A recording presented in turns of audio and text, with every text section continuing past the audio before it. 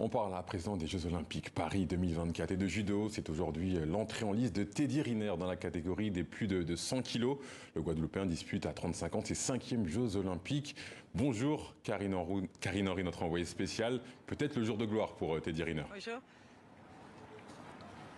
Ben écoutez, il a déjà écrit l'histoire du judo français, il a déjà marqué l'histoire. Est-ce qu'il va entrer dans la légende? C'est la question. On aura la réponse dans la journée. En tout cas, c'est vrai que l'ambiance est déjà survoltée à l'Arena Champ-de-Mars. Il y a une tension, on le sent. Parce qu'on attend du beau monde ici et les services de sécurité sont sur les dents. Il y aura Emmanuel Macron qui va absolument assister à ces combats. Et puis, il paraît que la tribune presse est déjà pleine à craquer. Tous les journalistes, toute la presse internationale est là. Alors, parce que tout le monde veut voir, bien sûr, Teddy Riner dans sa quête d'or olympique. Et c'est vrai que le Français est 11 fois champion du monde, 2 fois champion olympique à Londres et à Rio, c'était en individuel. Et puis là, il va il veut trouver son 3e titre olympique. Alors, comment a-t-il fait? Eh bien, écoutez, il s'est préparé tout spécialement. Et pourquoi s'est-il préparé tout spécialement? Alors dans ce cas-là, il faut revenir un peu en arrière. Souvenez-vous, en février 2020, 3e tour du Grand Prix de Bercy. Il est invincible depuis 10 ans quasiment. Il a 150 victoires d'affilée. Et là, Teddy Riner tombe. C'est le chaos pour le clan Teddy Riner. Ça y est, il est faillible.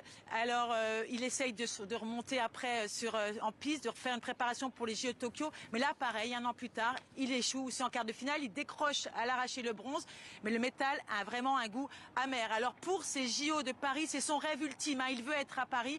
Il va se préparer tout spécialement. Il va rentrer dans une bulle. Il va partir. Il va quitter la France pour s'installer au Maroc. Il va s'entourer d'une équipe très spéciale, un préparateur mental, un partenaire d'entraînement. En gros, c'est celui qui va prendre toutes les chutes. Il est là pour tomber, ce préparateur, ce Paris partner, comme on dit.